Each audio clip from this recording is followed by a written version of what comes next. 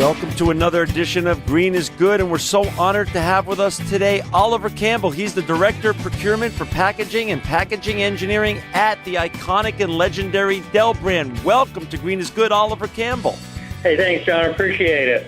Hey, Oliver, this is your first time on Green is Good, and we're so thankful for you coming on today. But before we get into talking all the great and green things you're doing at Dell, can you share first the Oliver Campbell journey and story leading up to your involvement at Dell and what you're actually doing over there? I really just grew up as a small-town kid in a small farming community in the Finger Lakes of rural upstate New York.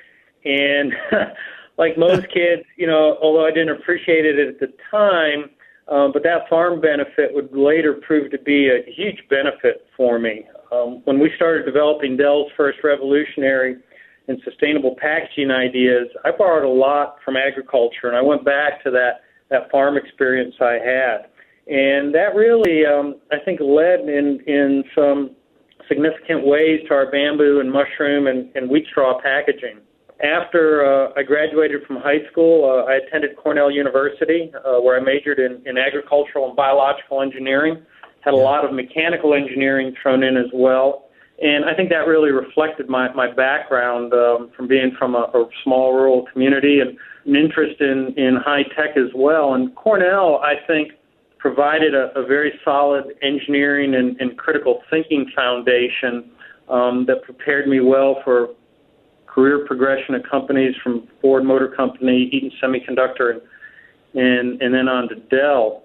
And I think the widely different experiences I had in these different industries helped me to see how solutions in one industry could be, maybe applied in another. And that ability, I think, to link ideas and technologies has really been a large basis for my success and innovation and sustainability. And the other overlay on that as well, I think, would be the ability to relate to customers and team members. So I think the combination of that innovation and customer focus has really been a differentiator for me. John, how long have you been at Dell, Oliver? I've been at Dell for about 15 years. Wow. Okay. Got it. Well, that is great. Well, and we're so thankful for you coming on today. So talk a little bit about, and for our listeners out there that want to follow along as Oliver shares some of the great and green initiatives that Dell that Dell and Oliver's team are doing over at Dell, you could go to www.dell.com/packaging. I'm on your site now. It is, first of all, visually gorgeous and chock full of information. And so, for our listeners out there, I encourage you to go on while you're listening to the show or after the show and learn more about all of Dell's great initiatives. Oliver, can you share a little bit about now? We're going to be talking about packaging today. Talk a little bit about how the packaging fits in your initiatives in packaging into your overall macro sustainability efforts at Dell. It's a key component. And our macro strategy is Dell is our Legacy of Good program, and it focuses on three major areas. It focuses on the environment, people, and communities. And the notion here, and it's a really simple one, I admire Michael Dell for it, is by 2020, Dell wants to help leave the world in a little bit better place than we found it. That's really the guiding idea. And to that end, we have various initiatives in these three major segments: environment, people, and communities. And packaging plays a key role in the environment. And our packaging goal for 2020 is called Zero Waste Packaging 2020, and it's quite simple. By 2020, all Dell packaging will be either recyclable or compostable, as well as sustainably sourced. That simple. So we're about almost 60% of the way towards that target. We still have a bit of work to do, but that's what we're trying to do. That's so interesting, and I'm like I shared with our listeners, I'm on your website right now, and I've read something on the website that says your 3Cs strategy. Can you share with our listeners your 3Cs strategy that you've initiated at Dell, Oliver? Sure. We started the 3Cs program about 5 years ago, and it stands for Cube, Content, and Curb. And the program arose from talking and speaking to our customers about what they deemed important around packaging. And they were quite clear what they valued was they wanted smaller packaging, so that was the cube. So we set out to reduce the size of our packaging over a 3-year period by 10%, which we did. They wanted sustainable content, not virgin content, if you will. And so we increased the amount of sustainable content by about 40% over that same time period. And I'd say most importantly was customers wanted to feel connected around recycling. They didn't want to feel like they were contributing to the environmental problems that we had. And got it. And so that's where we really focused on utilizing curbside recyclability. So we looked at local solutions for recycling packaging. And so those are the 3 C's, cube, content, and curb. And that was really a very, very successful program for us. And that was the genesis for our next program, our Zero Waste Packaging 2020. Got it. So now, it seems like you're constantly innovating there and you're constantly driving strategic innovation, Oliver. Can you share what has been your most innovative strategic innovations with regards to packaging at Dell to date? Well, I'd say it's probably our mushroom packaging. A very, very close second is the air carbon, which we just announced last week. But the mushroom packaging was very much something that was very different. When I told my team here that we'd be working on mushroom-based packaging, they really looked at me like I was crazy. And well, explain this. I want our listeners. Deep end. Yeah, I want our listeners to understand when you're talking about bamboo, mushroom, and wheat straw packaging, what exactly you mean, because this sounds to me truly not only innovative but revolutionary, really. It is, and we started it off with bamboo, and when we put together our 3 C's program, we had a section in there, is really from the engineering perspective, to look at natural types of fibers. And so we started asking questions, and I think this is something for your listeners who are interested in innovation. The most important thing you can do is ask questions, and it doesn't hurt that if they're a little bit off the wall. But we started asking questions around, hey, what's the world's fastest growing plant? Why can't we use that as a fiber? And it turns out it's bamboo, and as we start to investigate it, you look at the tensile strength, how strong bamboo is. It really turned out to be a perfect material to package many of our high-tech products. And so at one point, I think around 2 years ago, we packaged nearly 70% of our notebook computers in bamboo packaging. And so the process was we'd harvest the bamboo, is done very sustainably.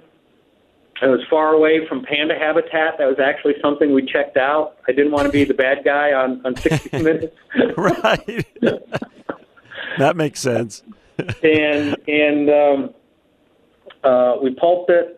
We had it at a lower cost than what our current packaging was, and that was a win for us. But, being in high technology, you never can really rest too long. And so we were always concerned that there would be new materials come up that would maybe supplant the ones that we had. And that's actually turned out to be the case. I think in bamboo, we're a bit of a victim of our own success where others in the marketplace liked bamboo, and it actually drove the cost up. But we had other technologies in place that helped us continue to lower cost, such as our wheat straw packaging. And that really arose, again, from asking the question of, and this was a bit different, of, hey, do we really need a tree for the common cardboard box? Right. And that question came about because it takes about 15 years to grow a tree, and our cardboard boxes and our supply chain have I'd say a life cycle of about 8 weeks. So that's like 8 weeks to 800 weeks. That's like 100 to 1 ratio. Right. And that always seemed really strange to us. And so, wheat in many countries is a twice-a-year crop. You can interleave that with other straws, and now those ratios start, instead of being 100 to 1, now get to be about 2 to 3 to 1. So we believe that's more sustainable, and it costs less as well. Right. And so that's a bit how these technologies came to be. It was asking some off-the-wall questions, and the mushroom one, and maybe because it's Foodie Austin here, we were at lunch one day, and somebody was talking about, hey, I wonder if you could eat your packaging. What would that be like? Oh my gosh! So, were you the first OEM, Oliver, to use this type of revolutionary packaging in the bamboo mushroom and the wheat straw? We were the first in the high-tech industry for all three of those. I'd say for packaging, definitely. Bamboo, across a broad range of industries. Wheat straw, we were number one. And mushroom packaging, I think there are a couple furniture companies ahead of us, but definitely the first in high-tech. For our listeners out there who just joined us, we've got Oliver Campbell on with us today. He's Dell's Director of Procurement for Packaging and Packaging Engineering. And if you want to see all the great and green work he and his colleagues are doing at Dell, you could go to www.dell.com/packaging. Oliver, last week's announcement about air carbon negative packaging, I would love you to explain what that all means to our listeners today. Yeah, that was it's a bit of bio-magic. It might be the best way to describe it.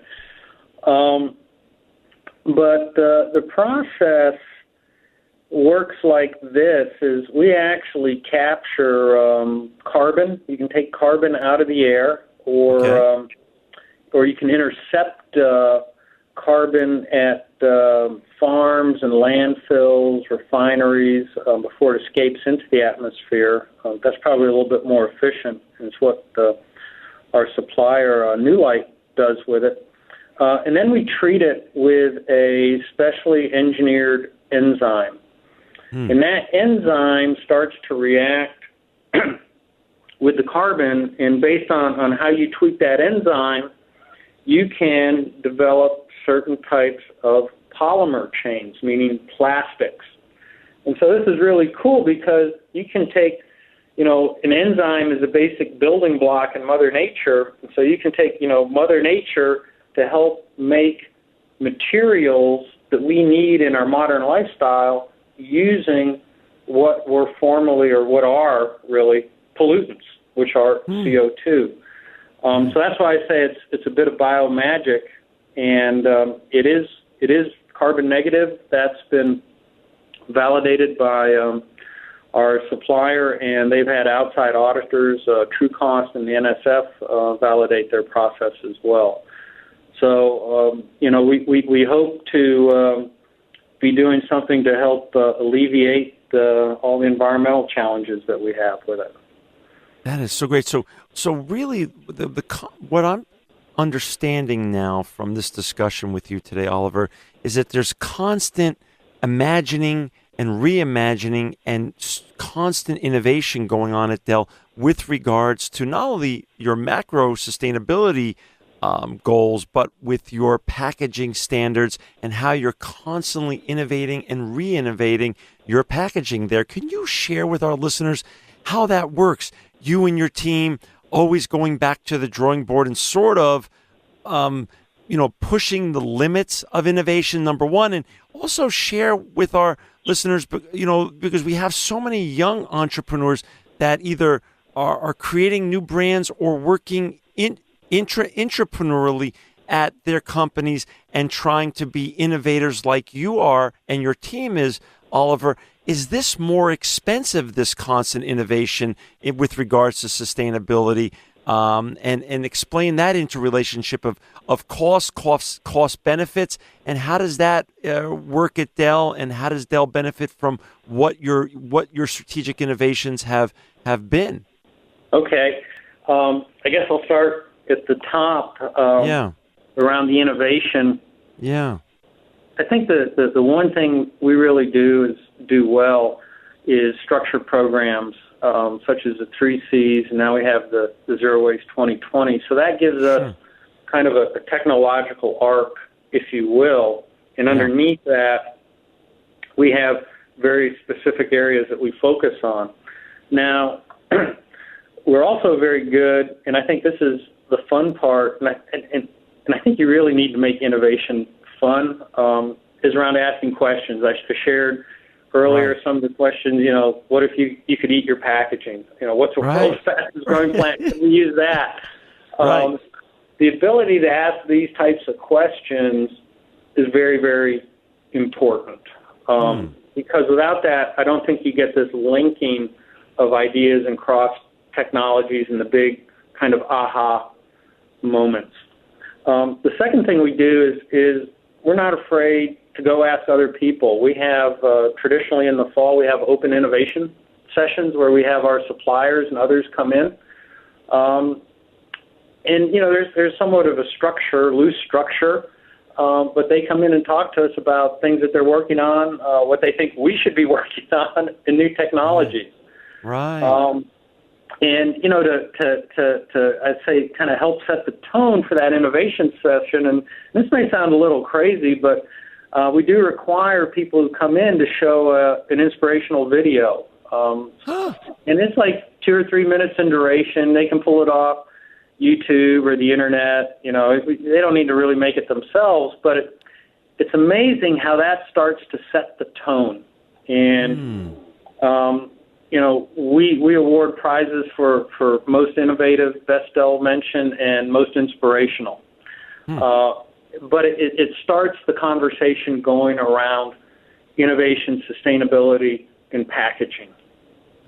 That's great. The other question I get is, hey, does sustainability cost more? Right. And when I do conferences, I'll ask the room, who thinks sustainability costs more? And like half the room raises their hand, and who thinks it costs less? And the other half raises their hand. It's like the beer commercial almost, And less filling tastes great. Yeah. And I think sustainability done right, and Dell, I think, has proven this, is it costs less. We move from technology curve to technology curve, when it's done correctly, you'll not only get a better technology, you'll get it at a lower cost. And Michael Dell's been very, very clear on this, that, he wants cost parity, or better yet, less. And so nearly every instance, we've been at a cost reduction. 1 or 2 cases, I think we've been at parity. Oliver, we're down to the last minute, unfortunately. Sure. Can you share with our listeners as we sign off here, what's the best part of your job? Because obviously you're doing such amazing things, and Dell is doing so many great things with regards to green and innovation. What's your favorite part of your job? I think the favorite part of my job is the people I get to meet. The people are interested in sustainability. They're asking questions about how they can contribute. And there's a lot of areas. This is packaging. Sustainable packaging is a great industry to be in. There's a lot of change, a lot of opportunity. I'd encourage any younger listeners in middle school, high school, college, if you have dreams about trying to make a difference, check out sustainability. I think you'd be surprised at what you can do. Wow. Thank you, Oliver. We want to have you back to talk more about everything Dell's doing in the green space. For our listeners out there, to learn more, go to www.dell.com/packaging. Oliver Campbell, thank you for being an inspirational, visionary sustainability leader. You are truly living proof that green is good.